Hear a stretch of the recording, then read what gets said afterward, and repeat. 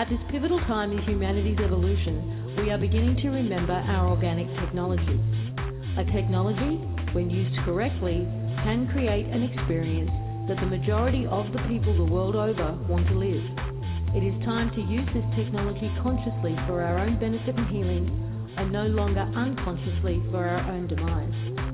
We are divine creators, creating both our own personal experience and our collective experience moment to moment.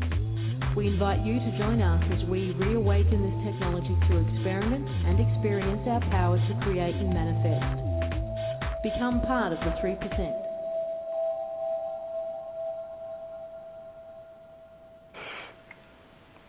Hello everyone, Lisa Harrison here. Welcome to this week's Collective Imagination Show. And I was just listening to that intro once again, and when I wrote those words, I don't think I really understood just how much this technology was going to come online, how much it was going to become a part of the conversation, and just how important a role it was going to play, 12 months later in our lives. So I really want to talk about that more today. But before we get into that, let's bring on Bob Wright. Hello, Lisa. Hello, everyone in the chat room, everyone tuning in. Glad to be here. And yeah, let's talk about that. Okay, and welcome, Brian. Oh, Bob, I love you, man. Yeah, let's talk about that. Hello, everyone. Chat room, live listening audience, Lisa, Bob. Pleasure to see you again, 24 hours later. Same time, same place. Looking forward to the discussion. Love you guys. Woo woo! Woo-hoo. Okay, well, before we get into the discussion, something came up yesterday, after yesterday's show. Bob ended up having a discussion with someone who, as it turned out, really wasn't aware of the law of attraction or creation, how the process of creation works. Now, I know that that's probably not the case for at least 98% of the audience listening to the Collective Imagination Show, but for those who have come to this platform via the One People's Public Trust and via the One People Show, and we start talking about going from the systems that we have in place now and making this colossal paradigm shift into instant manifestation, turning on inner technology and all of these things. If you don't have any kind of background or any experience or exposure to all of that information around the law of attraction, what did you say, Bob? We all probably sound like a bunch of Heathers. So if that's you, and I don't know how many or how few there are of you, but we don't really want to sort of have a huge discussion on the law of attraction today, but my personal recommendation for things to look into, information to look at, in fact, even if you are familiar with law of attraction work, but not specifically with what I'm going to recommend, I still recommend it. And that's the work of Neville Goddard. If you haven't heard of him, please look him up. You can find some books that he was published, some of the lectures he did. This was a guy that was giving talks on the law of attraction back in the 40s. And his interpretation of the Bible is the only one that really rang any bells for me whatsoever. For him, every character in the Bible is a representation of a particular level of consciousness. And when he explains it as such, it actually makes perfect sense to me. So Neville Goddard, sometimes you'll only find him under the name of Neville. But you can, if you go to Scribed, if you go to YouTube, you will find information from Neville. How do you spell that? Yep. The chat room's asking how you spell it. Neville Goddard. Jerry Jones has just put it in. Oh, there you go, Jerry. Yeah. Got it. Nevill. Hang on, she's almost put it in. ILLIE. A-R, yeah.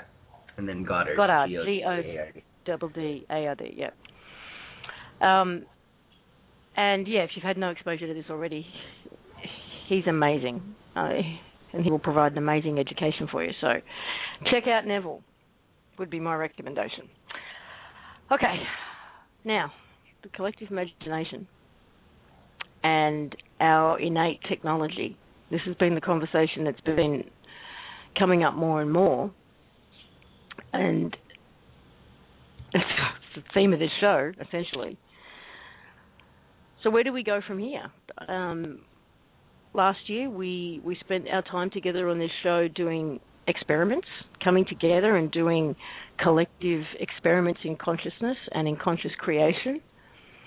And I believe we got ourselves to a point of absolute confidence of who we are and as creators and our ability to manifest our reality. But where do we go from there?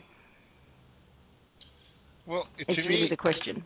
To me, it seems as though this whole period of time, this whole journey, that we've been almost like going through initiations, overcoming different concepts and ideas that, or patterns that we had running in our head. And as we took each step, more information would come, more data would come, more dots would connect. And we've been moving progressively forward in that manner.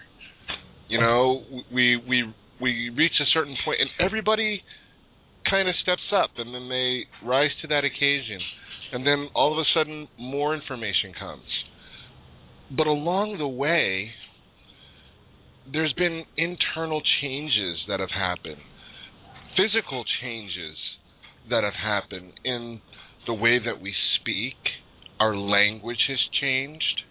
Our demeanors have changed. Our emotional state of being has changed.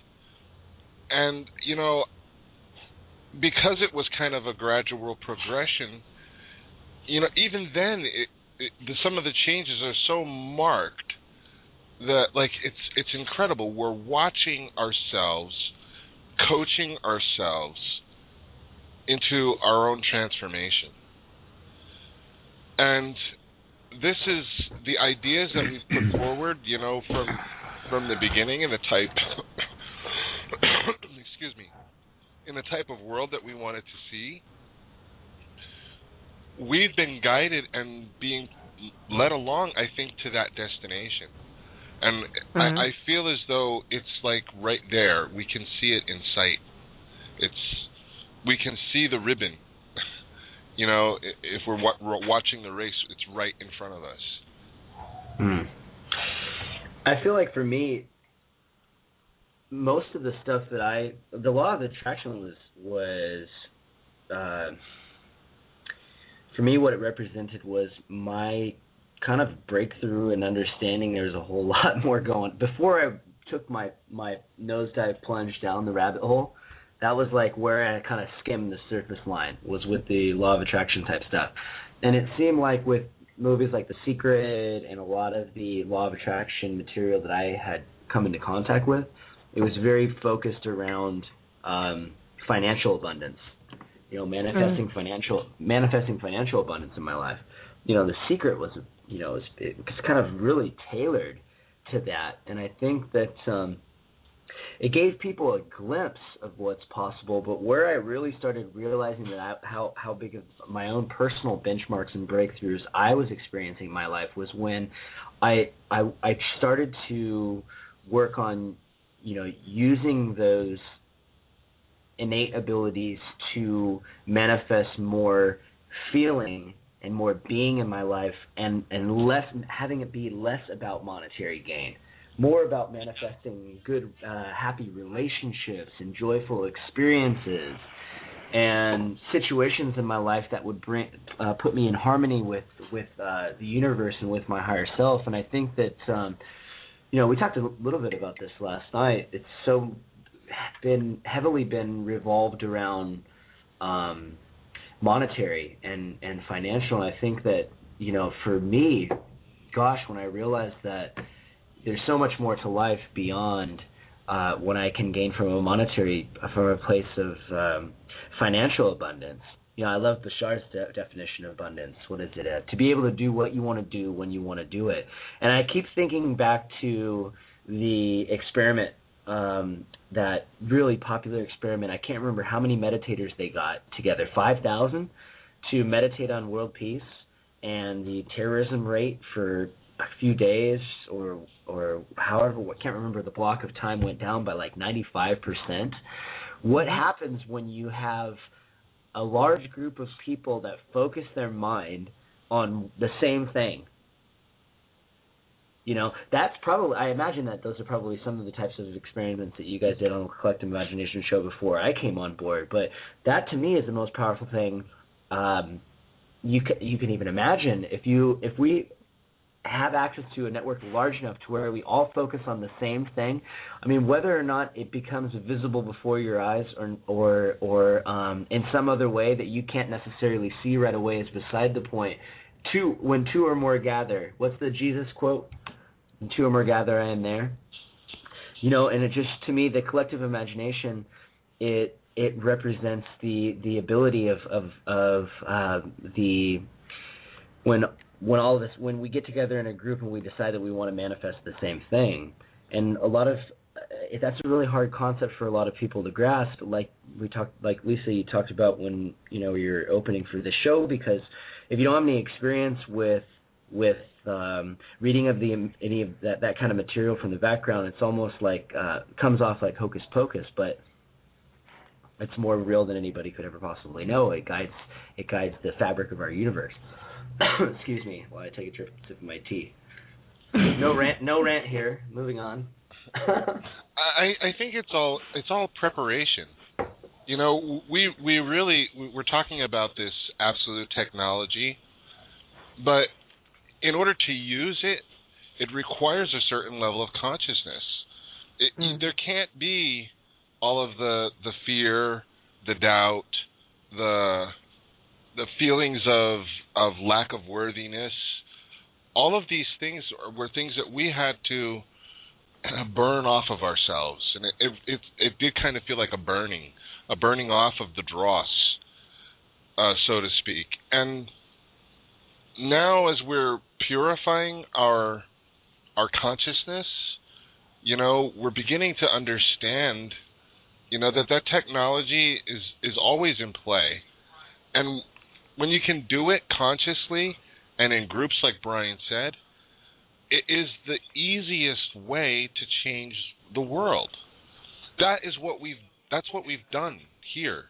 The reason why we're having these conversations, and I can go up and look on my Facebook and see opt-in Bavaria.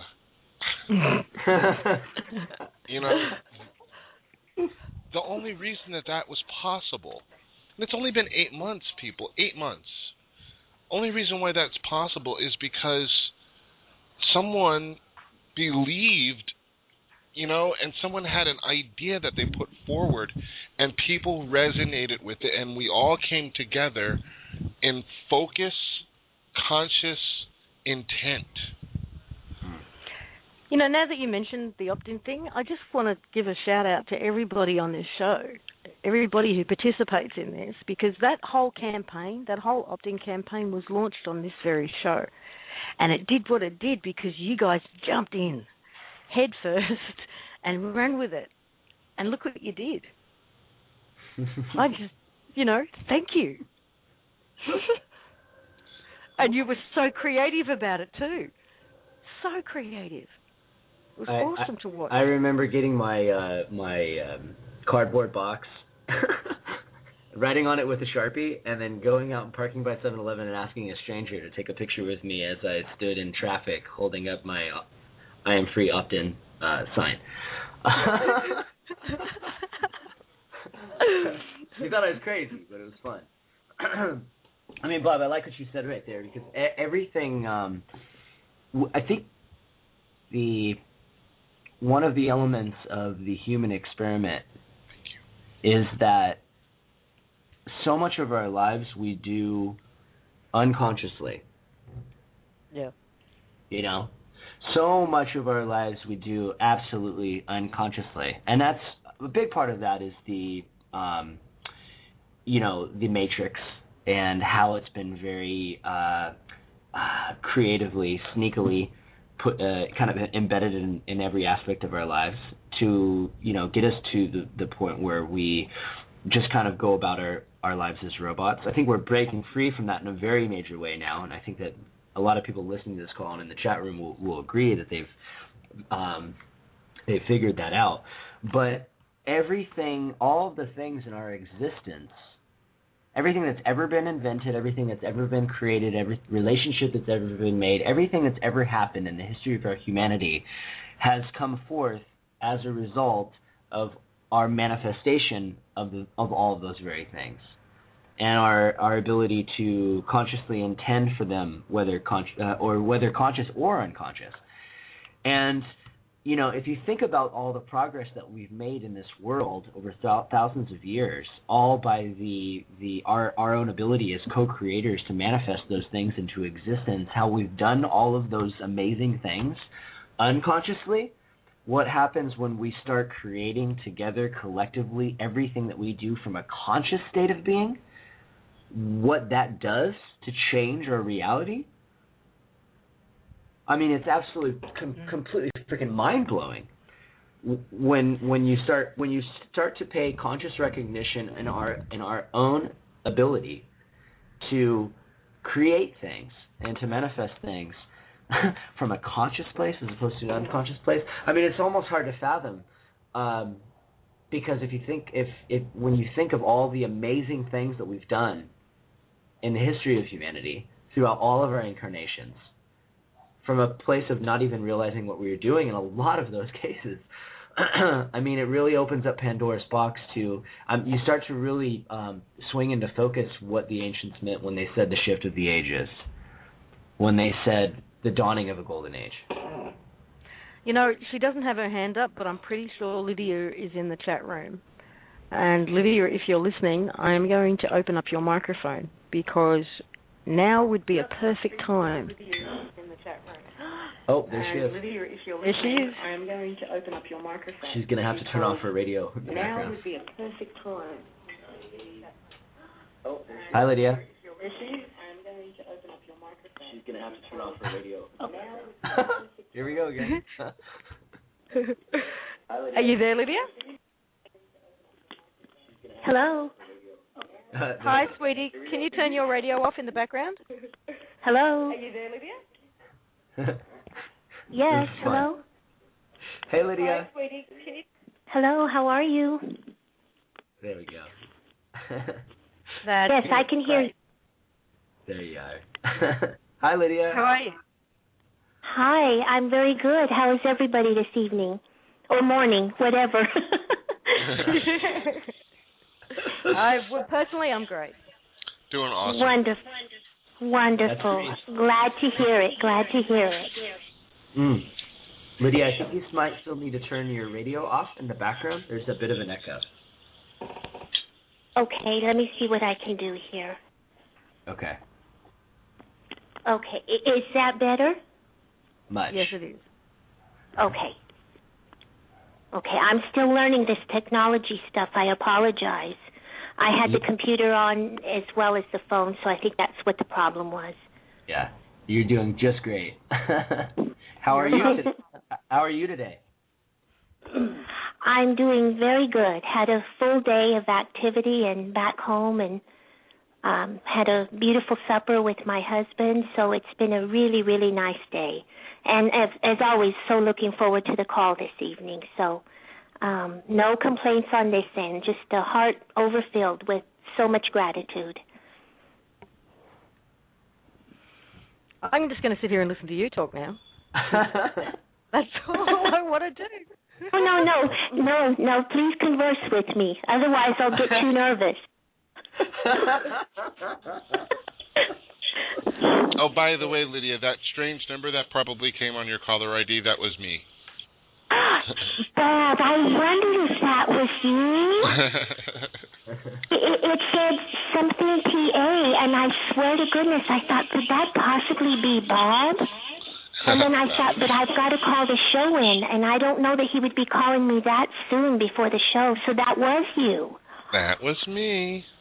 Oh, I felt the energetic. I should have picked it up. It's okay, Lydia. We all screen our calls, I'm sure. And yeah, well, I was just looking at the timing of the show, and I didn't want to miss it. So I think that's kind of what pushed me the other direction. But now I know. Well, Thank you for calling, Bob. I appreciate that. So it was all good. Yeah. That's why we were calling. Right. And here you are. So. And here I am. Did you hear what we were talking about before we brought you out? Yes, I did. I was listening. I was getting kitties fed and everything, but I was very much listening. So where do you think we go from here in terms of tapping into, turning on, actively, consciously participating with this inner technology of our ability to consciously co-create? Yes, I phoned the beautiful sister that I talk about so much when I talk to you guys, Rose, this evening before having dinner, and that is what we conversed about, and she actually brought up in the conversation, and she says, so this is the time. This is where we actively start to participate, to create, because we know we've arrived at the place that we needed to arrive to finally take a hold of this. And so she made a suggestion. She says, I know your schedule is busy somewhat, but maybe we could take time on Wednesday to start to play with this, to start to focus and hone our skills at this for the one, for all of us. So this was a dialogue that we were having just a very few minutes ago. And she stated to me, I'm not quite sure all of the intricacies of it, but she says, I know we're on our way. So this is what we're going to do. This is what our intention is. And like I had stated last night, we had been focusing really as purely and as cleanly out of the sacred place of our heart for us as the one to bypass any other things, unnecessary things for the collective, for us to just transcend any other representations that truly were not necessary anymore. And we've been holding sacred space for that. So that goes hand in hand. It's really quite remarkable, right? Really beautiful. I had a couple of minutes to read some of the information that Dee posted and that Brian had on his blog, and it's the symphony of all of the information coming out and how we're all it's just, I don't even know how to put it. It's beautiful. We're all on the same page. All of this beautiful information is now pulsing through our veins, so to speak, and we're ready to do this. We're ready to do this. And it takes, like I was trying to speak last night to all of our brothers and sisters, because it at times feels so awkward, and it's not a concept that can be grabbed by the mind very easily. It takes simply knowing, for me, that it's all within, it's innate, it's there, it's something that we have always been. We have always been eternal essence. We simply veiled ourselves off temporarily, so it's never gone anywhere. It's all there. It always has been. And it's a matter of relaxing into that knowing now. And I believe it's in that knowing, and then I think it was what you said that so resonated with me, Lisa, yesterday. I believe you started the conversation by saying, could it be, you can correct me if I got it wrong, but something to the effect that could it be by us simply having this conversation, by us having this dialogue, that we are actually changing and shifting what we're wanting to occur now, and that's just bypassing representation at this point. And I truly feel that that's exactly what we are doing by having this dialogue. And you guys can tell me, what you feel about that. I do believe that. I think that we're playing with the concepts enough in our imagination, and we're filling into it with our hearts to the point where we can completely just supersede all of those structures. Yes. You know, I think I agree, Lydia. I think it's exactly what's happening. I think that in our quest, for finding ourselves, we discovered ourselves along the way. It's one of those things that you can't unknow once you know. Yes. And it changes. That's a permanent change. That's a fundamental permanent change. And let's do it. Exactly.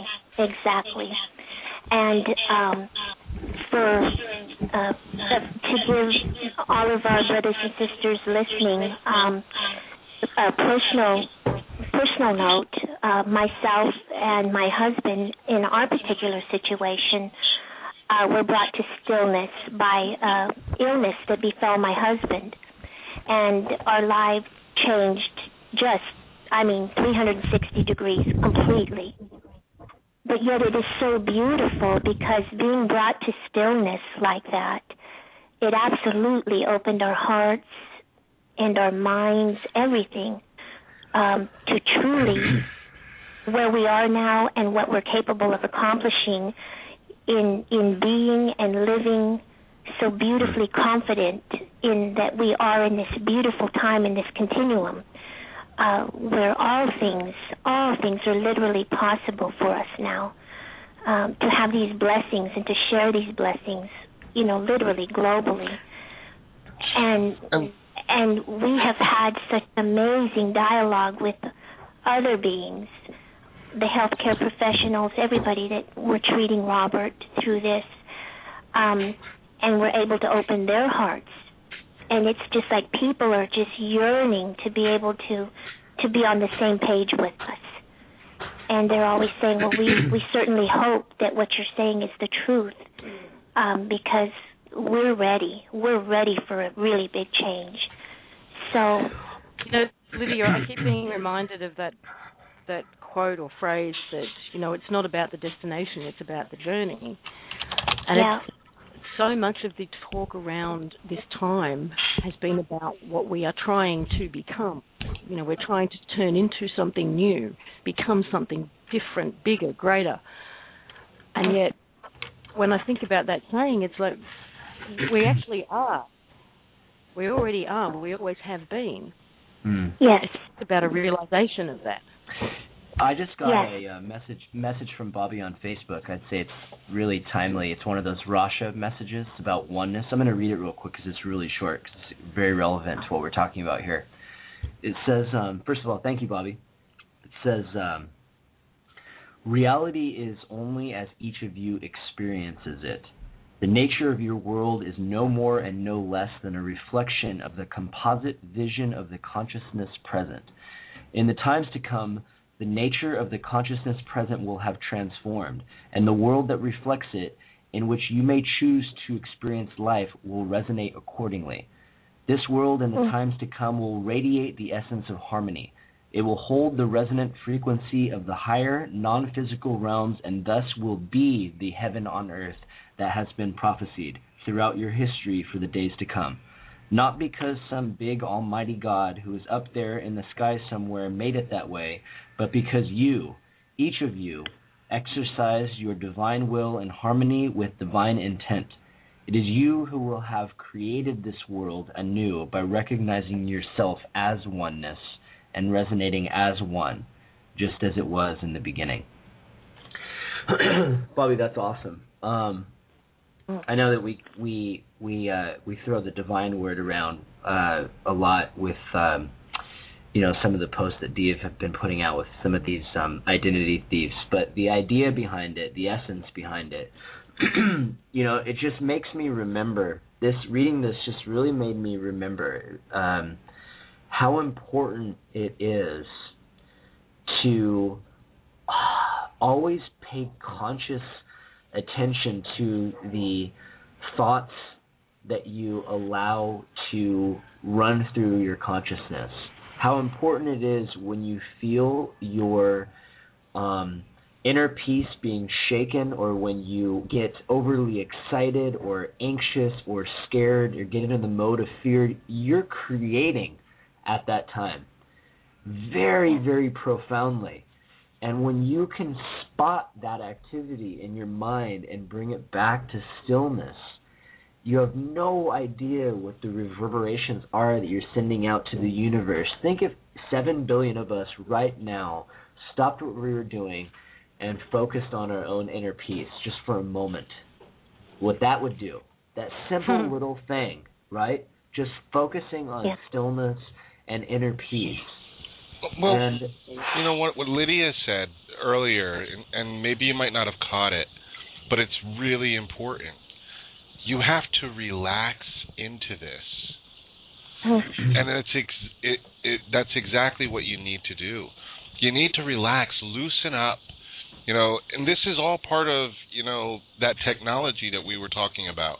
Because when you relax, when you can be calm, when you can relieve the tension, and there's certain vibrations that hold a lot of tension. It's very, very tight. Nothing can get through. That feeling of desperation. It's a very tense feeling. Nothing can get through. The energy cannot flow. What is trying to come to you. But once you take that time and that moment and you can just relax and be, all of a sudden there's so much, you begin to look at things in a different way.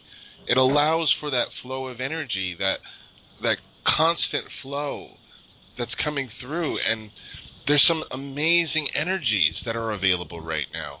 New ones, that will give rise to different experiences. People are now seeing fairies, they're seeing orbs, they're seeing these are becoming part of people's reality. And for those who are experiencing it, it is just as real as their previous reality. It's just as real as you or I or the house or the rock in a mountain. These are part of their reality, and it's becoming integrated now. And now not only are we aware of them, but now people are consciously communicating with these entities. And I so much want that to be expanded in everyone. I so want to see, what it is we're really capable of, because I could feel it inside of me. I could feel the power inside, especially when we're on these calls. You can feel that cohesive, oh my God. You can. It is palpable. It is palpable. And the more people who stand in that power and stand in their power, or relax into their power, it's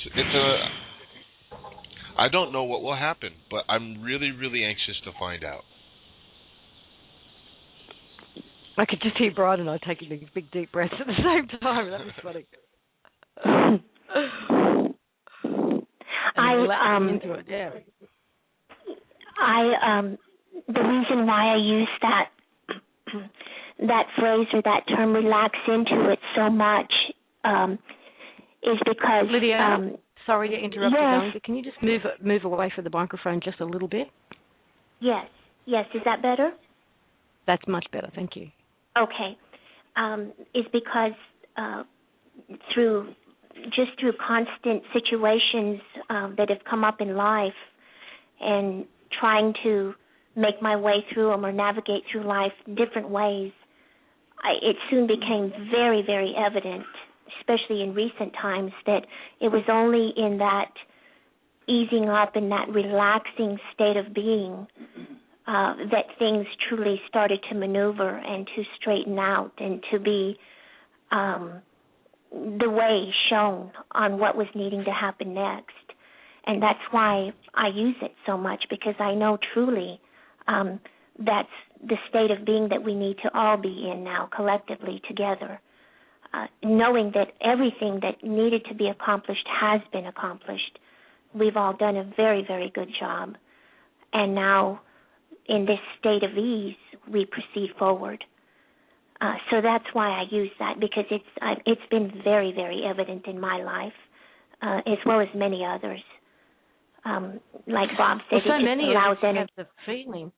Oh, sorry, sweetie, I thought you'd stopped. No, many that's of us okay. have Go the ahead. feeling that energetically it is all done. Everything that needed to happen has happened, and what we're in now is that just that time, in inverted commas, where things have to become visible. But in terms of the energetics, it's all done. It's all done. Yes, Bob? Well, we are the energetics. Yes. we are the energetics. So it was all up to us. It's always been us.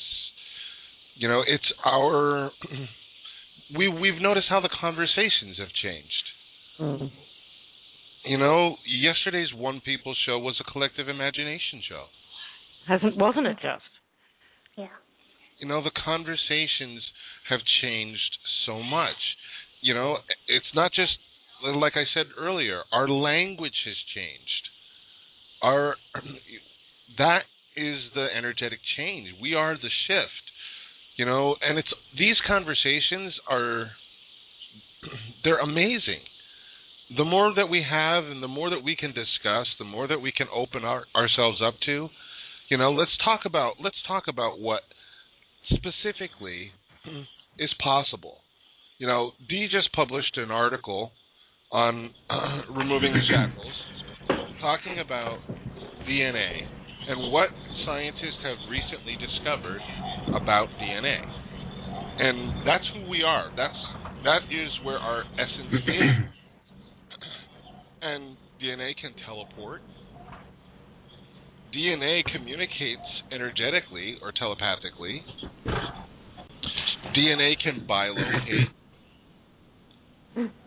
DNA can create. So all of those things are this is not a fairy tale we're talking about now. We're talking about science, hard science. This has become now our reality. So let's talk about that. Let's have these conversations, because, you know, the more we play with these things, the more real it becomes, and play is important.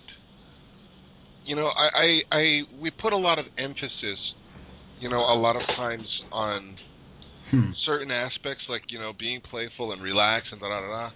And, you know, I don't want it to come off as though that we're belittling, you know, when people are suffering or in pain. But we're intensely inviting people to experience something else. That it is there and it's available, and, you know, once you can relax, you know, it's like when I was first learning how to swim, I had a really hard time. I had a fear of water, you know, especially if it was any water that was over my head and I couldn't put my feet down. But my teacher would keep telling me, you need to relax. But I said, you don't understand. Like, you know, I'm surrounded. I can drown. But it wasn't until I could relax that I could actually float and allow the water to hold me and to carry me. It wasn't until then that I could actually swim. And that is exactly what people who are in those states, they really need to do. And I know it's counterintuitive to what you're perceiving, but if you can just find that space and just breathe. I got a comment on one of my blog posts recently, and I posted it in one of the Skype rooms. It's brilliant. I'm gonna share it here. It's really short. woman, Lisa, she said, Brian, last night I asked my young daughter out of the blue, do you remember? And she said, remember what, Mommy? And I said that some people believe that children can remember a time before they were born. There are also people who say that adults who have lived on Earth for a while have a hard time remembering. So I asked again, do you remember? And she said, in quotes, sometimes I think I do, Mommy. The only thing I remember is someone telling me to have fun. And end quote. And she writes, and she closes, and in a twinkling of an eye, absolute truth was revealed. And I thought that was so unbelievably out of the brilliant. mouth of babes. Out of the mouth of a child, right? The only thing that she could remember is somebody telling her to have fun. And Bob, that's speaking to exactly what you were just saying, which is, and I feel like a broken record talking about this because I feel like it comes up on every Enjoy show and so many other shows that we've done in the past, but it's so worth repeating because of the perceived chaos that's going on around with so many things around the world, right? Is that if we can just remember that one of the most important things we can ever remember to do is take a deep breath and have fun and find that joy space in everything that comes your way, no matter what it is. And it's that no matter what it is part that's the most difficult, right? But when you can truly connect with that, it's the key to unlocking the magic of the universe, in my opinion, humbly. So way to go, Lisa, and your daughter, for remembering that, because I might get that tattooed on my face, so everybody I come into contact with, remember it as well. How do you feel about a face tattoo? Commitment. Commitment to the cause, Brian. Yeah. So maybe not. Maybe in henna, like in Morocco. But yeah, I mean, you know, that was a hard one for me to remember, for me to learn. You know, it's taken a lot of time, but I truly feel like the more you really apply yourself, because you know when you have that moment, right? You know when you have that moment, somebody cuts you off on the road, you know, your day just doesn't go your way at work. You get into an argument with a loved one, you know, you lose $20, whatever it might be. You know when you can pay close attention to what's going on around you, when you kind of get put off a little bit about something, you have the ability to spot that and to thank the universe for that experience, because it allowed you to remember that it's not that big of a deal. And don't sweat what do they say? Don't sweat the small stuff, because it's all small stuff. All of it. And God, what a treasure. What a treasure. Honestly, Brian, I have laughed myself out of some of the most atrocious situations. Because you know when things, like you might be in the middle of a really heated argument with someone and it actually gets so bad and so distorted and so ugly that it becomes funny? Have you ever had one of those? And you see the ridiculousness of it all and how worked up, especially when you have one of those arguments that really aren't about what you think they're about, you know, and started to laugh. And everything changes. Everything changes. Yep. Go ahead, you know, I wonder how a scene would go, you know, where a traffic cop would pull someone over and they just had the giggles and laughed uncontrollably. I mean, what would happen? How? Now that you've said that, it will probably happen at least to me. Oh, I need that. Because if a cop pulls me over, all I'm going to be able to think about is you. You know, laughing. I've been thinking about using my First and Fifth Amendment rights next time I get pulled over by a police officer, but I think that strategy would be way more fun. Definitely more fun. He'd probably think you're on something on drugs, though, so it might not work out your way. Oops. Sorry about that. Okay, where are we going? I've got to mute out for a second. There's some noise happening. So, carry on. Well, what I was thinking about, and somebody just posted it in there, smoking pot. That's one of the things that really helped me relax. It took me out of my my desperation, if you will, and it was a monumental aid for me. So I don't have any problem, with smoking one hup, and apparently Sanjay Gupta doesn't either. Well, Lydia and Bob, I want to put this out there now to give you guys some time to think about it. But later in the show, let's work towards doing a meditation, allowing us all and sort of guiding us all into that place of relaxation, into expressing this innate organic technology that we are. Does that sound okay? Yeah, give you guys a bit of warning to think about it? You know what I was thinking, too, is we have a big listening audience between our Monday and Tuesday and Wednesday shows that I can promote on the Enjoy Show. How powerful it would be if we set a collective intention, it doesn't have to be daily, but a weekly, that everybody every day can take a couple minutes and focus all of their intention on all their attention on one intention. And that can be part of the meditation, but if we want to start experimenting with this, that's a good way to do it. Yeah, okay, I like that idea too. It's the only good idea. The only idea that I have, Lisa. A good one. They're good ones. Ask Judy; she'll tell you. Ain't that right, Judy? Jandora. She loves you. I know. I love Judy too. Lydia? What has been your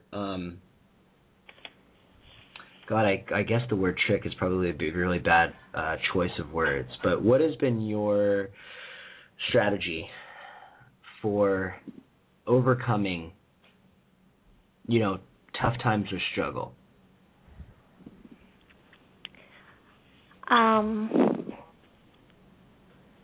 Well, given I think where my path really took a decisive turn towards that end is when I was suffering a health crisis, so to speak, of my own physical stuff going on, where doctors given me some, just some awful kind of diagnosis.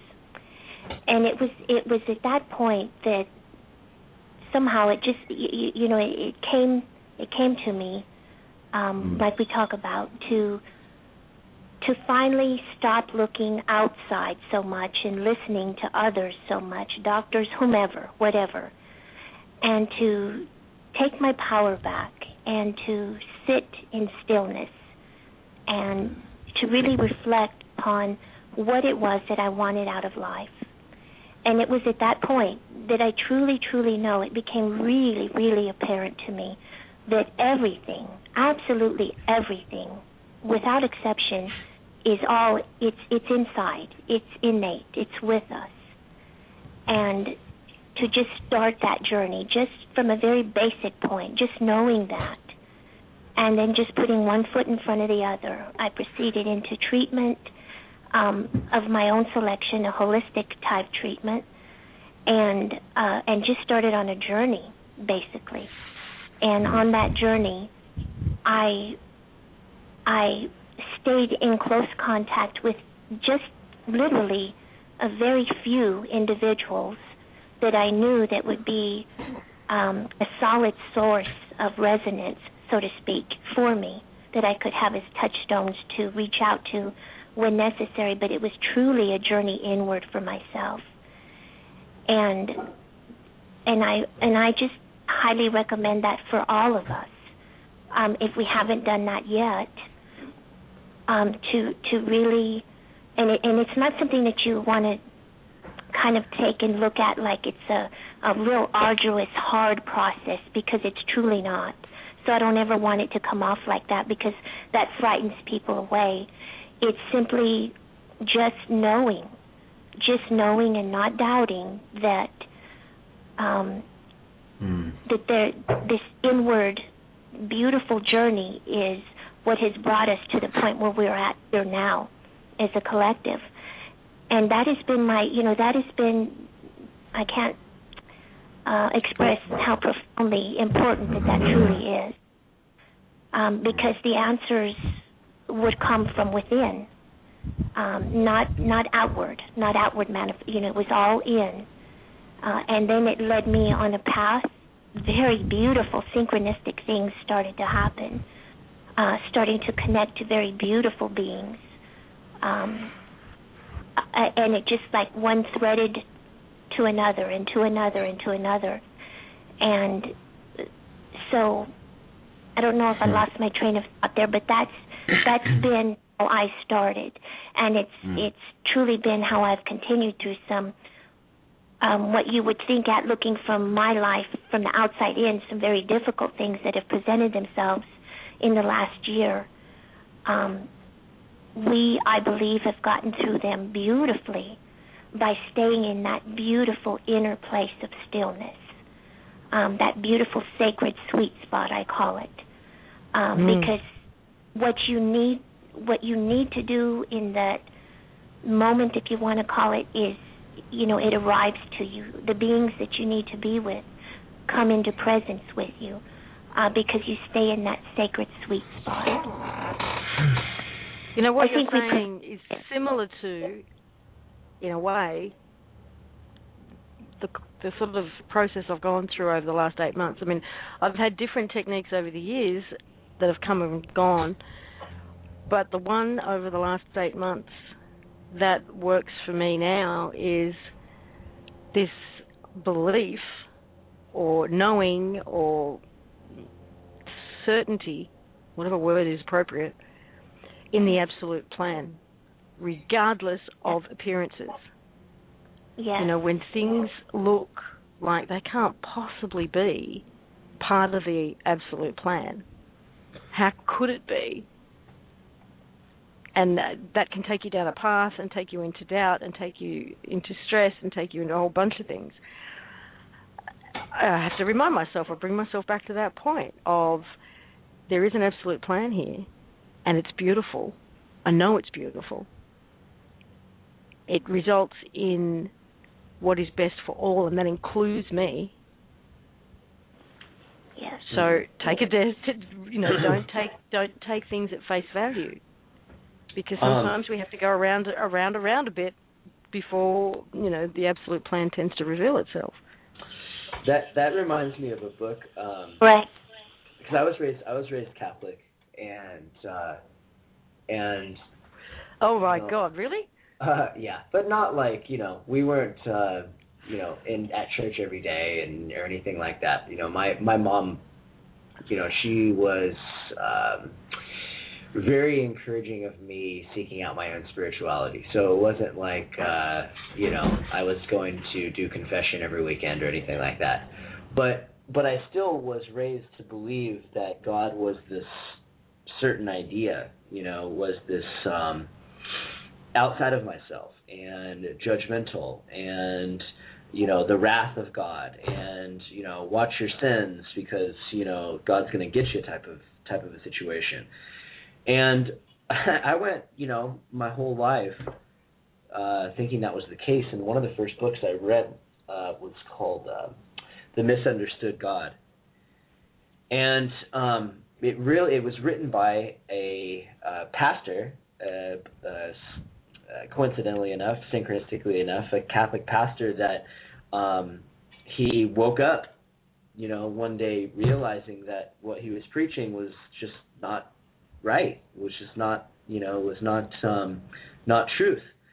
And so this book was about his journey, but the reason why I brought it up is because, there's a lot of parts in there and that all talk to the same theme of, in the eyes of the Creator, his children can't make a mistake. How empowering is that when you realize that you can't, in the eyes of God, there is nothing that you can do that's quote unquote wrong or bad. Well, because that to me, Brian, is the definition of unconditional love. No matter what you choose, no matter what you do, no matter what, I will always love you. Yep. Exactly.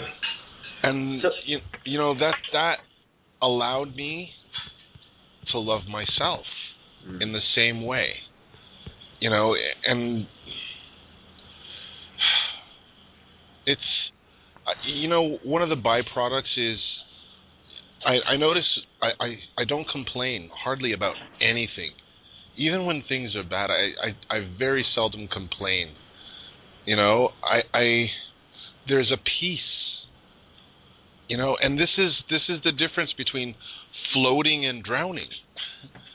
You know, you're either on the top or on the bottom. And in order to float, you have to relax. You have to relax. You have to understand that the universe is not out to get you. The universe is not trying to hurt you. You know, even the powers that be that you perceive are trying to attack you, it's just a perception. When you see it for what it is, and you can identify it in a neutral space, and then you understand it's just a choice. It's just a choice. Do you wish to play? Do you wish to engage in this drama? I'm inviting you to this drama. Now, you can accept the invitation, or you can respectfully decline. And it's that simple. You know, all the documents ever produced was based on that principle. That, you know, you have a choice. You have a choice whether you choose to engage or play or not to. Yeah. That's beautiful, Bob. That's really, really true. Because being in that place as the observer, that's when you can truly do that. That's when you're expanded in such a way that you can literally just behold everything playing out around you, and it's intensely empowering because you literally do, in that place of the observer, decide what you want to interact with or what you don't. And when you come from that place of stillness, life flows with a much greater ease in spite of what it looks like Lisa was saying. No matter how horrific or crazy or chaotic or whatever in that place of observation, you know, it all comes into perspective. It all is clear. It's very beautiful. And you know from the outside, it may not look like sunshine and roses. It may not look like, for people on the outside, it may not look like things are going well, because you're going to find that things will fall away from your life. Oh, you just got divorced, and I just lost my house, and I just lost my job, and I'm moving, you know, somewhere, and like people will say, well, I don't see how you're so calm about all this. You know, people, I think, you know, just because we're saying that you relax it doesn't mean that problems disappear. But they're not, when you don't perceive them as problems and you see that it is just a transformation, it's just like having your house remodeled. You know, there's chaos. It's dirty. You know, there's dust. You know, there's noise. But you don't stress over it because you know what it's just a transformation. It's just a transformation into something that you really want. Well, part of the design was to, I mean, all you got to do is turn. This is part of the reason why I don't have cable. You know, turn the news on for 5 minutes, and you can see how so much is designed to suck people in to the drama. You know. And it's a big part of the design of that design, and the conscious choice to not allow yourself to go into that, to get sucked into it. Man, that's the only thing that is empowering.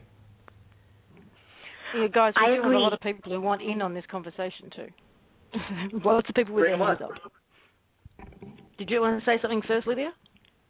No, I was saying I completely agree with what Brian just said about that, because we too have not put ourselves in front of the TV anymore for quite some time.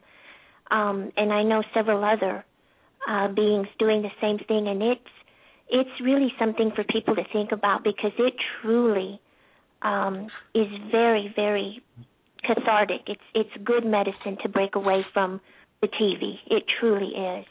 I think that's a huge part of what will help people to relax, so to speak, since that's what we're talking about, and to go within. So I just wanted to especially when reiterate. there's an alternative. They can join in these Absolutely. conversations instead. Yes, absolutely.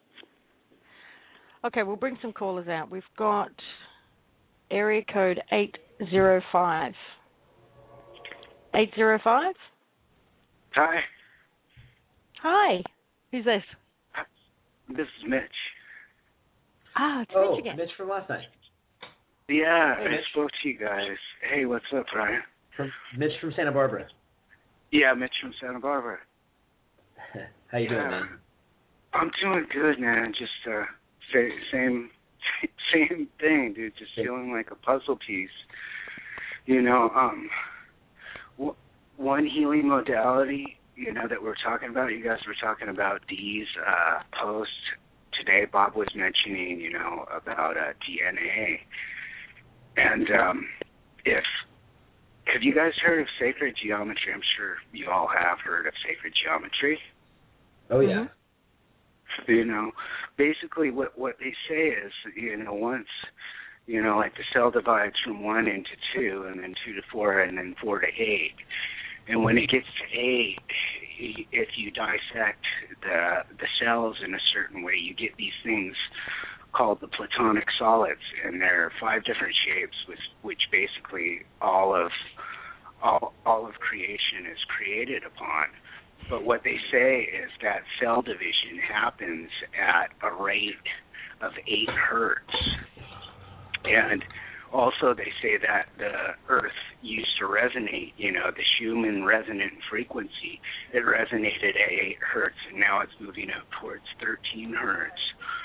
But what I've found, as I mentioned before, I teach yoga and I teach meditation, and I just like to try to offer my students different healing modalities. So what I've found is, you know, most modern music, it's tuned to 440 hertz is what the concert pitch is. And they changed it back in whenever. I won't go into why they changed it or anything, but what they changed it from is they changed it from 432 hertz to 440 hertz. So 432 hertz it's divisible by 8, and there we have the 7 energy centers of the body, and there's different frequency ranges that relate to all of those, all of our chakras or energy centers, whatever you want to call them. But what I've experimented with is playing these tones while people meditate.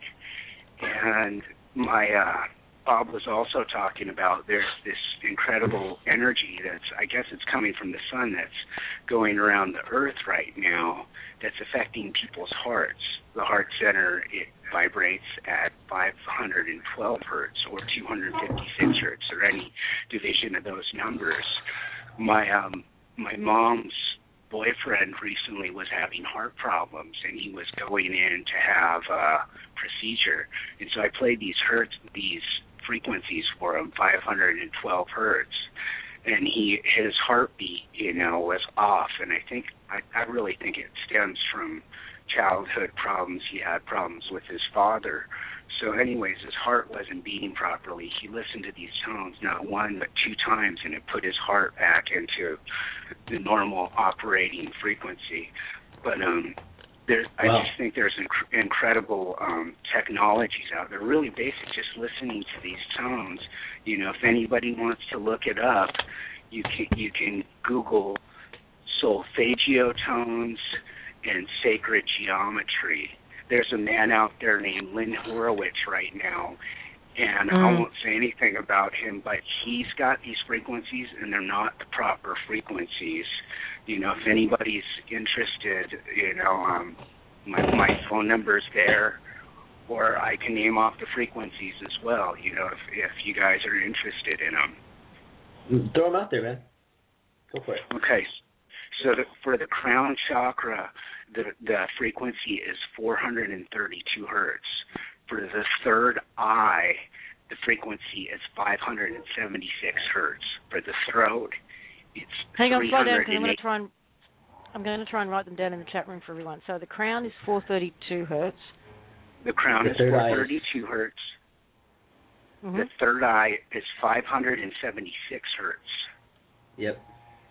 The throat chakra is 384 hertz. The heart chakra is 512 hertz for the heart chakra.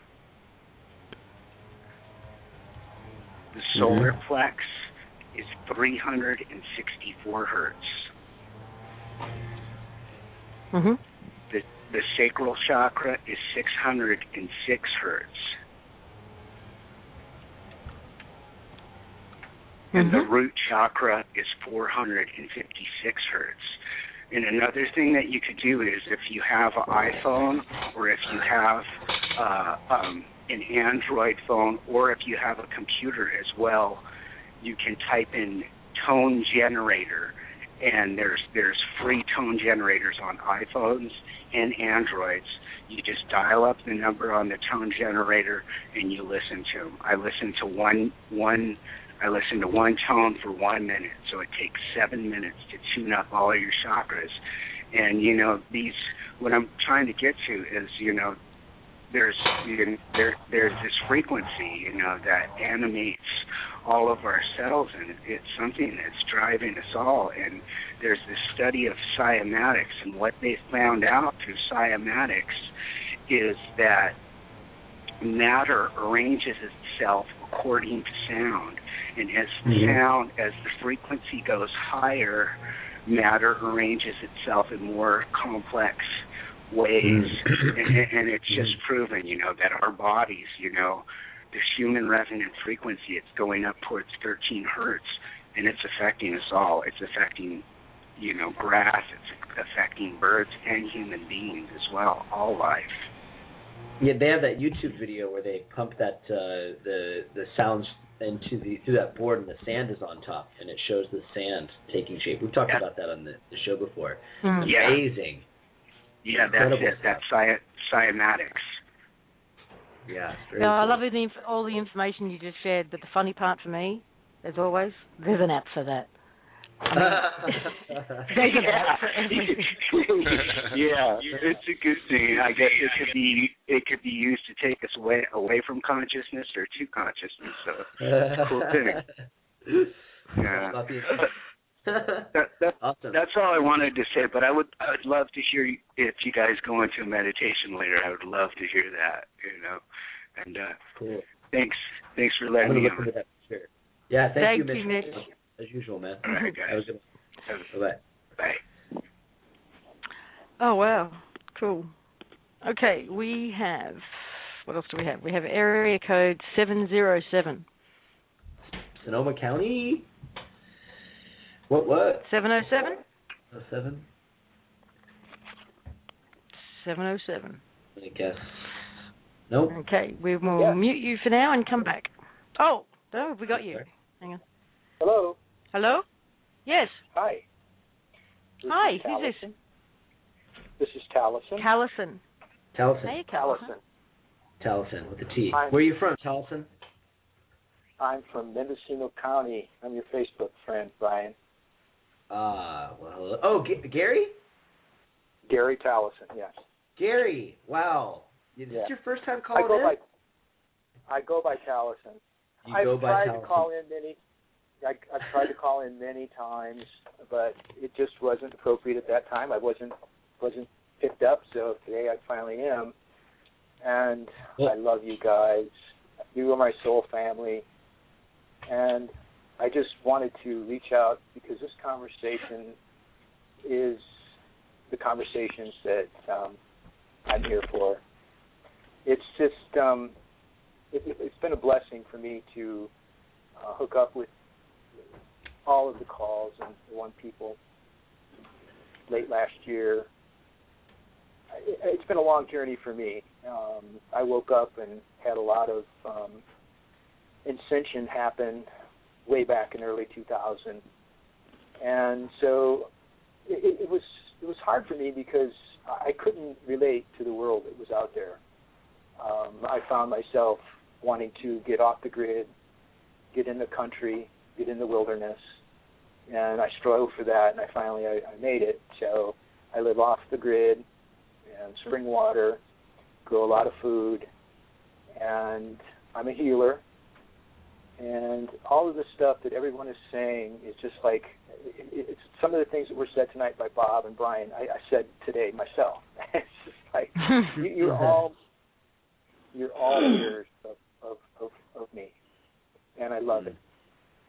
So one thing I wanted to say, I've studied a lot of healing modalities, and there's two that have just helped me tremendously to stay focused on what is important, and I wanted to share this. I studied medical Qigong 1,000 hours, and I practice Qigong every day, and it helps me to clean, clear, and recalibrate my energy. And the energy that we all speak of is free. Nobody pays for it. It's there for your taking. You recharge at night when you go to sleep, when you take a food, sustenance. The energy is in the trees, in the air. It's all around you. And, of course, it emanates from other beings. Yes. So I found that, when we start talking about do we need a representation of our value, it's already there. It's you. It's me. It's all of us. We are the representation. And Lydia, you are such a divine being, just beautiful. I love everything that comes out of your voice. It's just like unbelievable that you've finally made it on board here with the rest of the crew. Bob and Lisa and Brian, you guys. Well, thank you. I don't want to. You're welcome. We're gonna break through this. Yes, sir. Finish up with your. Go ahead. We're gonna break through this. Yes, go ahead. Yes, we're gonna break through this here really soon. We're so close, and every one of us has been given opportunities daily to hold the light, hold the grounding, stay in our power, and you wouldn't be given these challenges if you couldn't handle it. So remember that. You wouldn't be given the challenges if you couldn't handle it. So thank you, and I'm open for responses, questions. I'm in Northern California. Yep. Tarleton, I just want to say thank you for calling in. You've been on my radar on Facebook for months now, and I'm so, every time you send me a message, it's just so pure and authentic and makes me smile, and I'm just I want you to know I notice those, and I look out for your messages, and I'm so glad you finally got through, because I wondered when the day was that you're going to call in. So I'm just grateful that you had a chance. I'm also from Sonoma County. You probably know that already. But your love and support, and the love and support that we have from everybody else, listening in and in the chat room, are the energy that fuel this show. And, it must feel good to get off the grid like that. I got to tell you, I'm a little bit envious, because there's a lot of amazing places up in Sonoma County, up in Northern California, that are perfect for that kind of thing. But I just want to thank you personally for all your love and support, and eternal gratitude to you, my friend, for calling in tonight, man, and sharing your story. So much love to you. Well, thank you, Brian. Thank you. Moving off the grid was a necessity. When my heart opened and I became really sensitive, all of the EMS and the electrical fields and the energy out there that is not conducive to love was just overwhelming. So I had to move away from it to survive in the way I wanted to. So I'll leave you with one of my favorite sayings. It came from one of my modalities, biodynamic craniosacral work therapist for that. And this is what I'd like to share with you. Be still and know that I am dwelling in delicious chaos.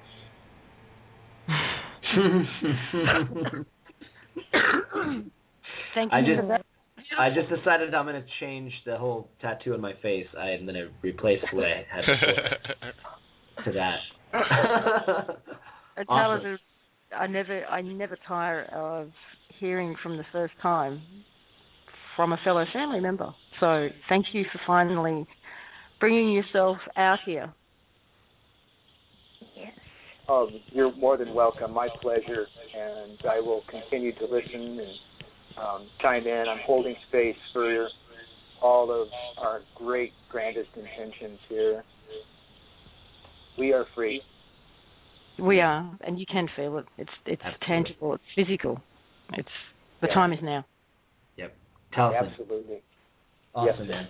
man. Love you. Okay. Love you guys. You too, darling. Bye now. Bye. Bye. Thank you. You are so loved, Lydia. I'm sorry? I said you're so loved and appreciated. Lots of love. Lots of love. Okay, but we have area code 406. Hello from Montana. Oh, is that Whitney? It's Whitney, Patrick, and Katie. Oh, wow. Now it's a party. I told Patrick he could have the phone first, so I'm going to give it to Patrick. Oh. Right off the bat. Wow, I didn't think I'd be getting stock so quick. I love the conversation. It's kind of thinking about the way the conditions are in the world, and sometimes the best way I can communicate is through metaphor or analogy, because there aren't words to really describe it. And one of the things that I was thinking of is, if you were to imagine all of us being in a bowl of water, and it kind of goes back to what I was saying last week, was imagine if every drop in that bowl of beautiful, clear, crystal water in this beautiful bowl, imagine if all the drops of water were trying to be separate from each other, the turbulence that would be caused. And it's a kind of a good analogy, because as we move forward, there becomes, even though it seems like there's more and more turbulence, those that want to be separate still hold the illusion. But those that are coming together actually kind of, the whole bowl of water is getting smoother. And that was an analogy. I don't know if it made any sense to anybody listening, but it did to me. It did, yeah. Absolutely. Yeah, because, if we're all trying to move separately and be separate and independent, when you look at it as a bowl of water, it becomes really turbulent. And I often wonder, and for me, I look at it as, how can I make this experience, being a drop of water in the bowl of water, more fluid? Not from a thinking place, but from a being place, from a doing place. And that's all I really had to share, was that little analogy. It was a good one. It was That's a good really little good analogy. Absolutely. We have become the bowl. Sorry? You guys got a nice little bowl of water going on over there, for sure. We did. Well, we've been in the river for the last 2 days floating. Oh, it's been awesome here, and it's still smoky from fires, but it's been really nice. And so while we were floating on the river, we came up with a stellar idea and would like to issue an invitation to anyone for a West Coast meetup, because we really wanted to go to the one on the East Coast, but honestly, I don't think it's going to happen in 2 weeks. But you never know. But I have a friend with a lady that owns a hot springs up in Montana, and it's on a very wonderful energy vortex. And she is making it very affordable for us to be able to have a meetup there over Labor Day weekend. So it's really short notice, but if anybody would like to meet us in Hot Springs, Montana, we have the whole place reserved from the 5th to, the 6th, Friday the 6th to Tuesday the 10th. And there's 10 RV hookups. There's a ton of place for tent camping. There's a fire pit. There's a whole bunch of interesting things going on. You're right. Stellar idea. Absolutely. The 6th to the 10th of September? Yeah, just any time between then. There's Friday the 6th and then all the way till next week. Some people are already planning on going camping or something in that area. What she did is we're just going to go up and do some repairs the week before, and that she said that we could do a donation basis if people came up then. And that way, for those of us that are living on a shoestring, it would be a little bit more cost effective. And I think there's just so many things. I started thinking about everything we could do, from meditations to healing, energy work in the water. And in the water there is just absolutely bar none. It's the best hot springs water. It's so healing and amazing. It used to be a polio cure site way back when. Wow. Yeah, it's going to be fun. So, and they get Katie. And they get Katie. And to be present. Worth the trip. Hey, Absolutely. make a meetup and get it to me, and I can blog about it. Oh, super. We'll do that. And then we have an email for anybody who wants to email us about it. We are already home at gmail.com. That's beautiful. We are already home at gmail.com. Awesome. That's one of Katie's emails. I thought that was a good one there. And then we might even arrange a float on the river or whatever. But I think it would be fantastic to get together and collectively meditate and work on where we're intending to go, which is kind of, I'm glad you guys brought that up in the conversation earlier. We're all for a collective intention on whatever the next steps need to be, or it seems like everything energetically is done.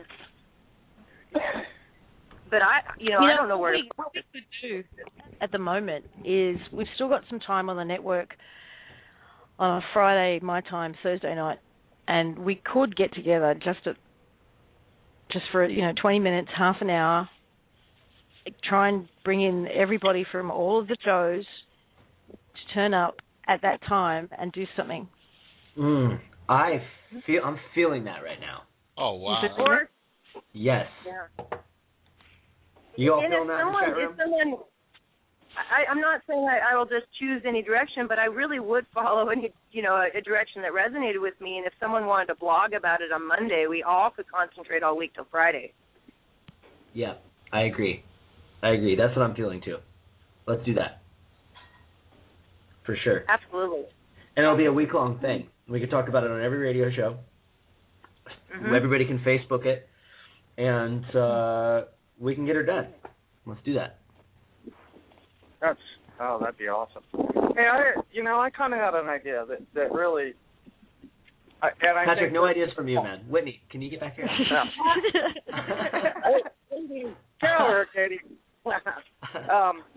It seems like when we talk about the documents and everything, and I know that this isn't the show to go into that, but there seems to be something that's, when I thought about it, and I really have thought about it,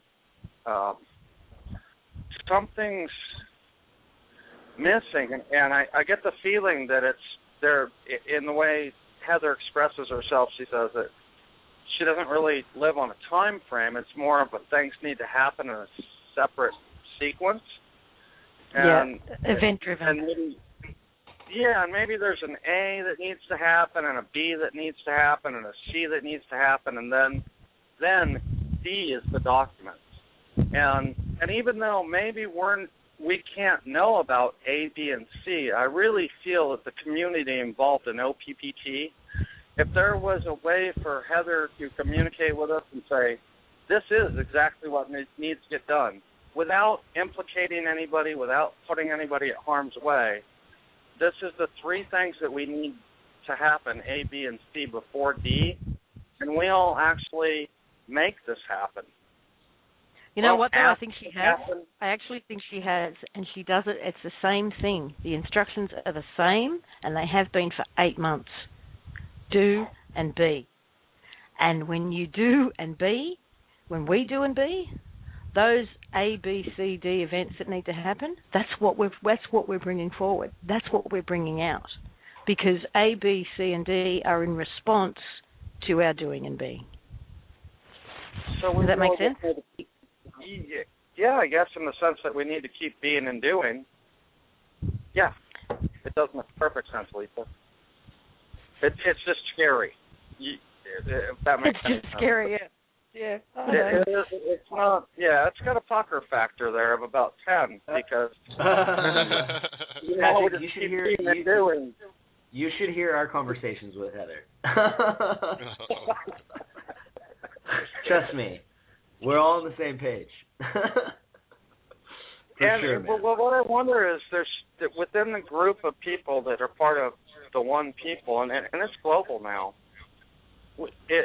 Even if they gave us something like they needed to see that we need to visualize a Chinese man in a purple hat swimming in water, whatever. We'll all visualize that at a certain time and make it happen, if that's what needs to happen. If that makes any sense. We'll just do what it takes. And so if we need to see something happening other than being and doing, Well, I think more what it is, Patrick, is there's a couple of moves that have already happened energetically by our partners in contrast that Heather is waiting to see them do now physically. And it's those very last moves that ultimately cause the domino effect for everything else to go right after it.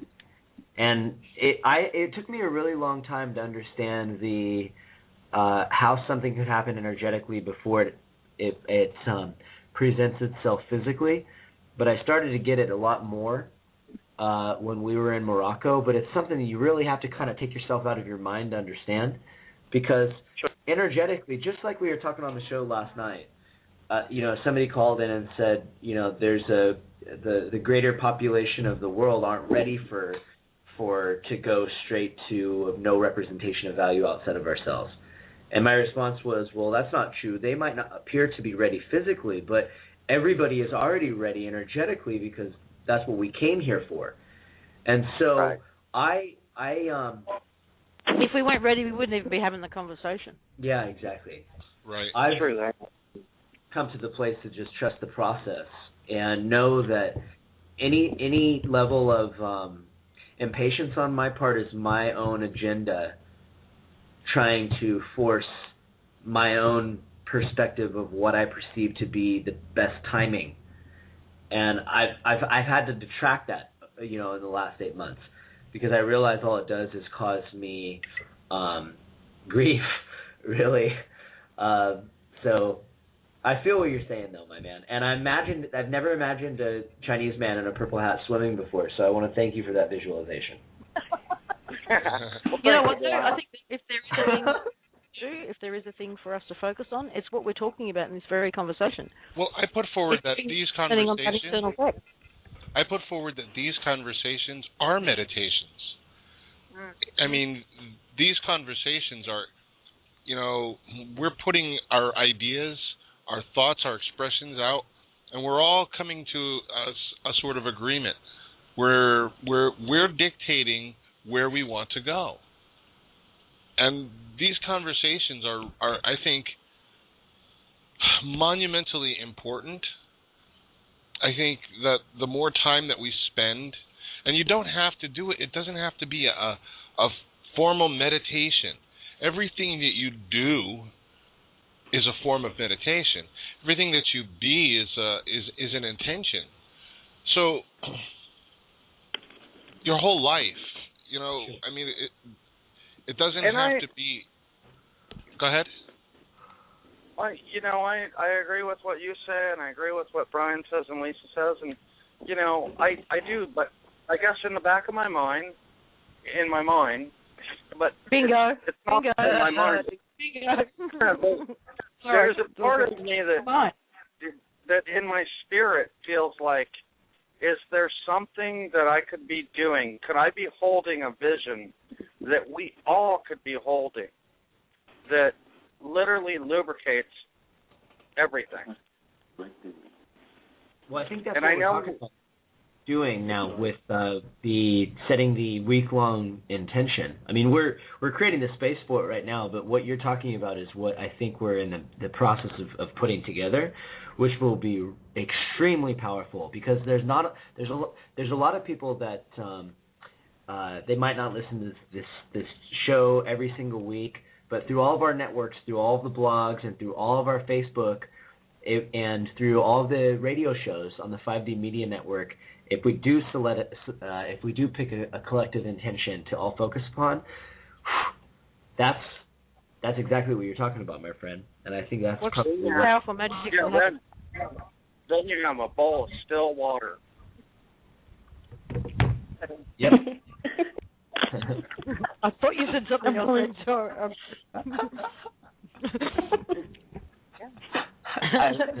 But it's funny.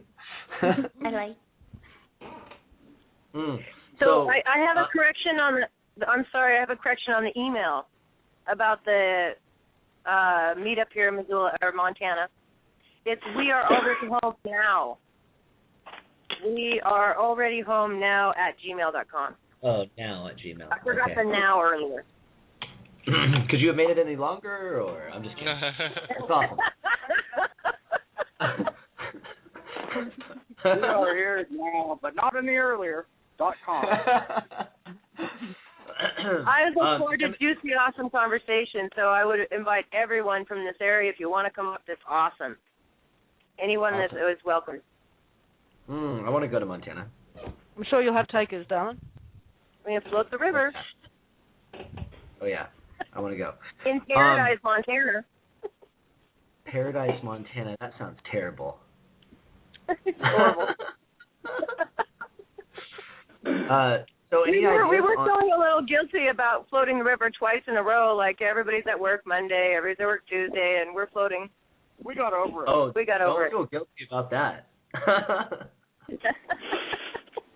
Let that go. Throw that into the wind real quick. Collective thank intention. You all. Hey, you guys are awesome. So thank you for calling in. We Montana appreciate you and everybody on the phone call, and thank you for letting us connect. Yep. Thank you, guys. Love you. All right. See you, Montana. Thank you.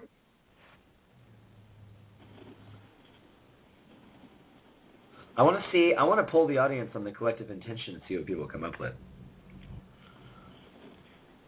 Yep. Okay, those of you in the chat room. Thoughts? Ideas? I mean, I still think it should be around that.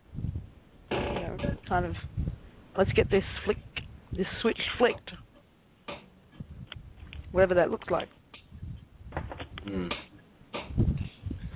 Lisa? I didn't remember the meditation I did with the DNA remembering. Are you asking me specifics? About opening all the doors and unlocking the absolute tech and... Oh. Do you remember the specifics? Well, I have it. Oh, do you? It's like queued up? on the board. Okay. No way. Well, there you go. What's it called? The remembering meditation. Can you see it? Yep. Okay. You want to play it? Sure, let's do it. Okay. Awesome. Okay.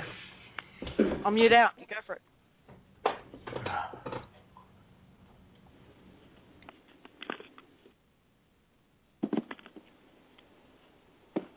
Wait, hold on.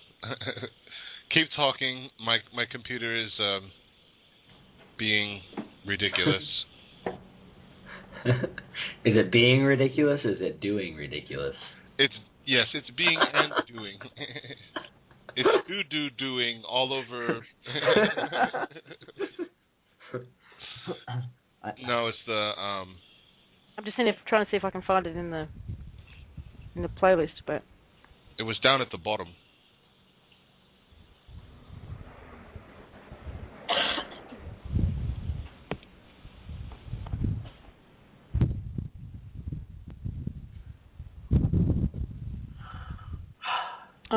Well, sorry guys, this is some really boring dead air, but wait, I had to refresh my studio, so it's just coming back.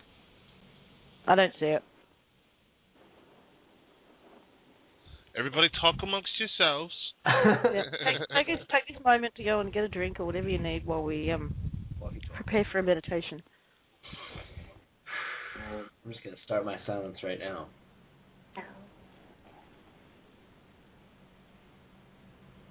Sorry, I don't have it, Bob. It's up to you. Okay, here we go. Hold on. I don't know if that ever happens to you, where Blog Talk just like quits and it says, "Do you want to kill this page?" No. Yeah, it happens to me all the time. Okay, here we go.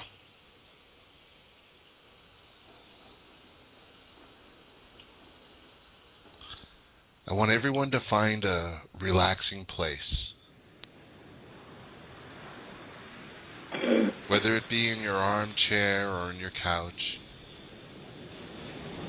find a place where you can relax and just breathe. Let go of all of the tensions of the day,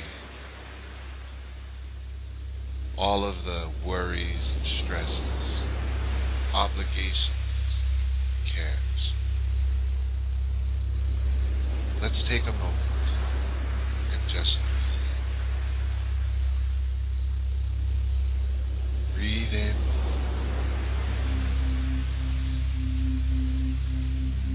and feel the rhythm of your body, the motion of your lungs expanding. Feel the rhythm of your heart beating, the sensation of the air on your skin. Feel the vibrant energy of life flowing through it, emanating from it, a golden glow, pulsating with the rhythm of your body, that is the rhythm of the universe.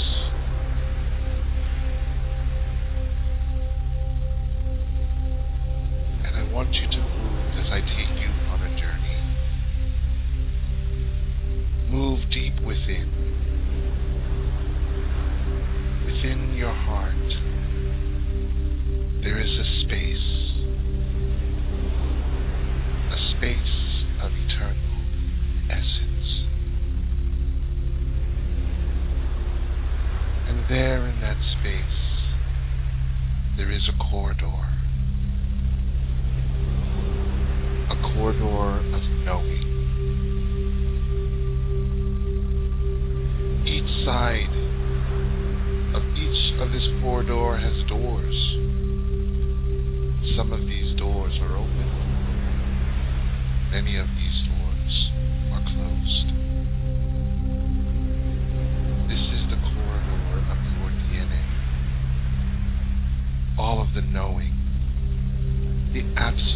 knowledge and technology are behind all of those closed doors. See them as they illuminate down the corridor.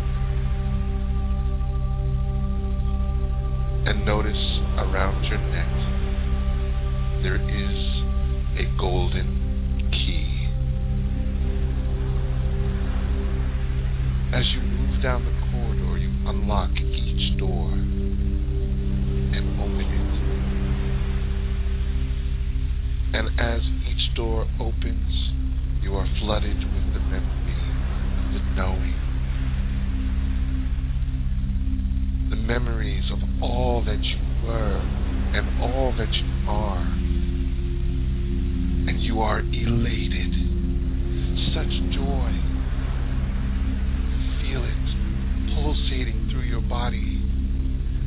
And you notice as the colors change through the corridor, light illuminates with each door you open.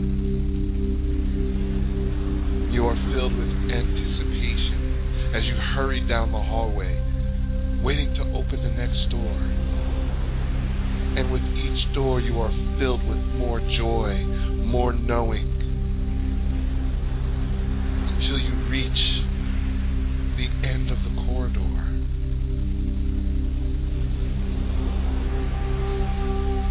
You know this door. It is the door of now.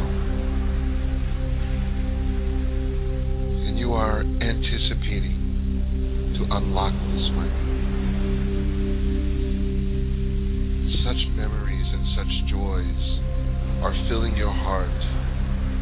All of the experiences of lifetimes ago and lifetimes now, all coming together.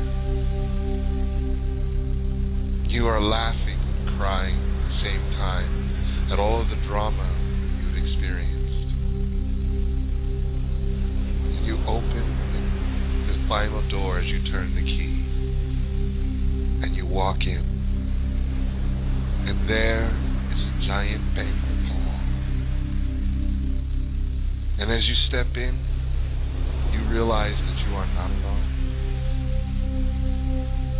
All of your brothers and sisters in the here and now, those that are listening now and those that will listen in the future, those that have played the game for eons of time, the villains and the heroes, the oppressors and the oppressed, and they are all there and you remember them.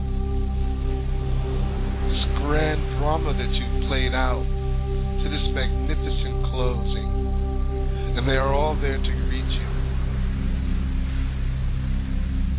And there's such a celebration,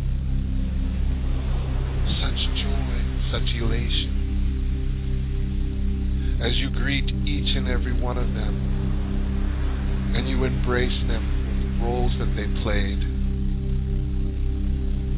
and you feel the celebration moving through your heart as it coalesces through your body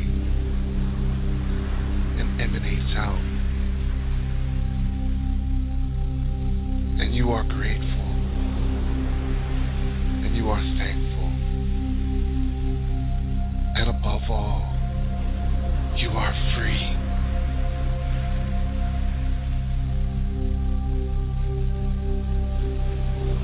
And so, it is.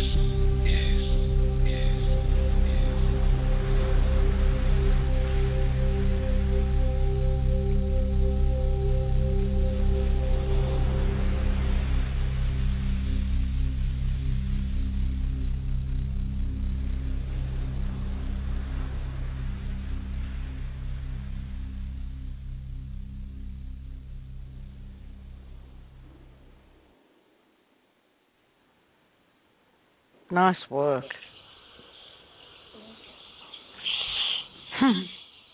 Beautiful.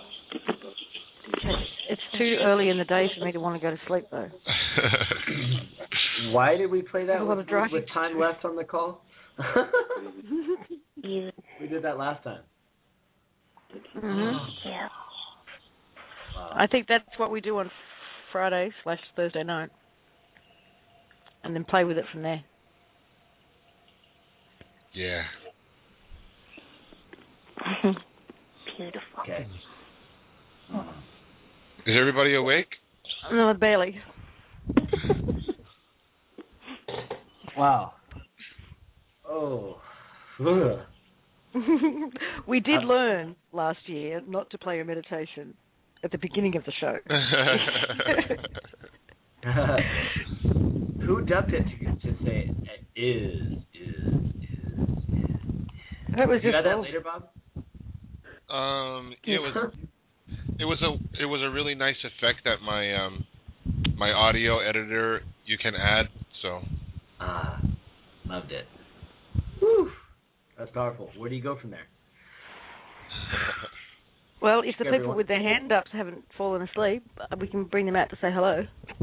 All right. Do it. Okay. We have area code 307. 307? You asleep? 307 went to sleep. Okay. What about 218? Hello? Area code 218? Hello. Oh, wow. No. No, it's not. Randy? Who have we got? I'm so out of that. Oh, my God. It's Daniel. Yeah, no, it was rather cruel of me Daniel. to bring anybody out after that. Welcome to the spotlight, Daniel, from Minneapolis. Yeah, how are you? Amazing. How are you? I always call at the last. I always call at the end, and it's rushed, or I don't get on. And I was calling Chris's show at the end too. So I was like, I've been like ready for a while, and now after that meditation, I'm just like, what did I call? What am I calling about? Everything's been so good tonight. It's been so good. It's just like been nonstop. Nonstop wisdom. Sorry, I apologize. I didn't mean to knock everybody out. I just call. Well, this is perfect because I've just been so into the vortex lately, like riding high, everything easy, and working on the kind of DNA tech meditation you just did. So it was just all harmonizing like so beautifully that it was just kind of taking my breath away as I was waiting to get on. And tell my story about I don't even know what to talk about now. The Cobra had said that the lack of weekly meditation focus amongst like people like us all doing it in unison is one of the biggest obstacles to the event happening. So I think everything you're talking about with regards to that is totally spot on. Patrick was talking about that. It's something that I don't think that we're not doing it to the level that we could be doing it. We've talked about it a lot, I think, but I don't know. I know that people are doing it all the time, every day, like you said, Bob. Every second of your life, if you live like a meditation, you're contributing to what's happening. Obviously, like we're all doing that, but just taking it to the next level. I feel you what you're saying on that. I tend to shy away from those who share messages saying that things haven't happened because it's our fault. I hate those. I agree completely. You know, and that's kind of what that represents for Cobra. It was the same thing with the 2012 scenario. People with the what was the big ship that was supposed to come around and pick everybody up? It was the oh God. But you were in on that, weren't you? Yeah, I remember. And you know, supposedly we messed it up because they found out the guys wanted to have sexual relationship with the female aliens, ETs, aliens. God, I can't believe I just used that word. Terrible. Totally forgot about that. That was crazy. So, I'm not saying that. No, I know. I hear you. I just want to throw that in because I think Cobra's done great work, but I've kind of dropped off his. He's kind of dropped off my radar lately over making some claims, some of those kinds of claims. I feel you, it is important. It is important. You know, we wouldn't be trying to organize what we're organizing for Thursday or Friday or whatever if we didn't think that it could make a huge impact, because it does. Every single one of these conversations do, and That's all I say about that. Montana's awesome. I love Katie Seeger. Katie Seeger and I have had some really cool online conversations for the Montana thing. I'm wondering if it's very far off the Amtrak line. That would be something I would need to find out. But she'll have to include that in her instructions that she gives to Brian because she's dropped off the line for now. Oh, cool. That was unexpected. But anyway, I called a while ago about how I had like some kind of intervention that prevented me from getting my license renewed, like renewing my servitude contract officially with the states, and how there was an intervention at the DMV somehow that didn't happen. It was really under strange circumstances. Oh, that's right, Daniel. That was you. You emailed me about that. Yeah. Yeah. So I really wanted to follow up. What's up? What's going on with it? Yeah, I got pulled over. I got pulled over. Did you laugh? Last Sunday. Yeah, it was fantastic. Nothing happened. I did like some kind of like Jedi mind trick where this isn't the expired license that you're looking for. And the officer didn't say anything to me about it. He didn't even mention it. He didn't give me a ticket about it. It was crazy. Wow. Oh, Jedi mind tricks all around. Awesome. And then this is the kicker, though. This is what really, really freaked me out. I was sat in my car and I was going, yes, yes, yes, for like 20 minutes. But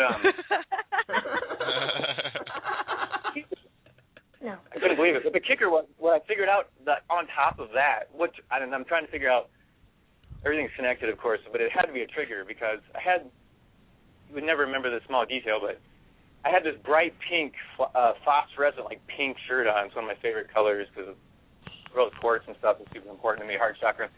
And it was signed by, I had just gotten it signed by one of my favorite singers, gotta make this really quick, of a band from like 20 years ago that was really, really important to me and has all these great like political freedom and human unity songs and stuff, a punk band. I got it signed by her when she was coming through town, so it had her wet ink signature on the shirts. They were called the Avengers, and they had a huge song that people all over the world know. It's called We Are the One, and that's the chorus, and it's like, we are not Jesus Christ, we are not capitalists, we're not industrialists, we are not communists, we're not fascists, we are the one, we are the one. And they wrote that in like 1977. It's like a huge song for me growing up. So I got it signed for me. I had that shirt on when I was in the DMV, and it wouldn't let me renew. And then when I got pulled over Sunday, I had the same shirt on. Whoa, trippy. It was crazy. Wow. That is awesome. So wait, did it have the signature on it the first time around, or no? It just had the signature on it the second time around. Yeah, it did. It did. It did. It did. So what you intended to go in there for, you got. I know. Yeah. And I had this apprehension in the back of my head, like, you know you're going to get pulled over, no? Because there's a little tiny little voice, and I kept putting it out and like loving it, letting it go. But like, you didn't go get your license renewed, and I got pulled over. And then I went through that, and I wasn't fearful at all. I was laughing, just like you were talking about, like tonight. Like, I was just like, oh, man, I can't even believe this is happening. Like, I haven't been pulled over in so many years, and like, as soon as I let my license expire. But it's like I created it almost to walk through it so that I have no fear about it happening again now, because it's not going to happen. It's awesome. And now you're going to live in that pink shirt now, aren't you?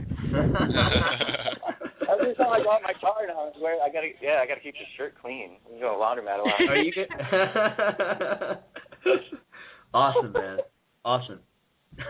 I love that. I love stories like that. Daniel, cool stuff. And man. Lisa, you were saying do and be, and I had this. I just suddenly realized that when you put do and be together, you get a doobie. I think you're a little late to the party. You already made that connection. It's just a duty. You don't have to relax into it. Just got to relax into it. Yeah. All right. Thank you for calling in, Daniel. That was awesome. Daniel, thanks, man. That's I'll let you tell you one more time. I love you all. I love you guys. Love you too, man. Love you too, bro. See you, man. Bye-bye. Wow, today's been a really fun conversation. And before I forget, I've been meaning to do this for the last 3 or 4 shows. I did say, I put it out there that we would get a forum up on the 5D Media website, and that is my intent, but I'm asking for help. I can get the whole thing created, but would absolutely love some help if anybody out there has got experience in being an admin on a forum, because I absolutely do not. If you have any time to spare and some experience preferably, but if you don't, I don't know, we'll find someone who can teach you. And you've got the remotest interest in participating in something like that, then please send me an email at lisa@lisamharrison.com. Could really use some help on getting that happening. So, right, I've said it. Fabulous. Okay, guys, we've only got a few minutes left, so I will go ahead and organise and schedule something for this coming Thursday night, Friday morning. I can't promise that I'll be there because I may well actually be on the road still, but you guys can certainly run with this. And it'll be a meditation time for us all to come together. Or is it too soon? Do you want me to do it the following week? Well, this Thursday night, I'm a guest on another show. Okay. All right, well, we'll schedule it for the following week. That way I know we can all be there. Yeah, we can give it more thought, too, and put some posts together and stuff to get the message out there. Find out. Awesome. Okay. And so everybody in the chat room and everybody listening, keep an eye on the Facebook pages and on the blogs, because we'll put the word out there and then try and share it, spread it far and wide. We'll try and get as many people on board with this as possible and do it as a weekly event. And yes, I know the show should be 3 hours because we always run out of time. But thank you to everyone in the chat room. You guys you're really on fire tonight. I mean, nothing but love in that room. I love it.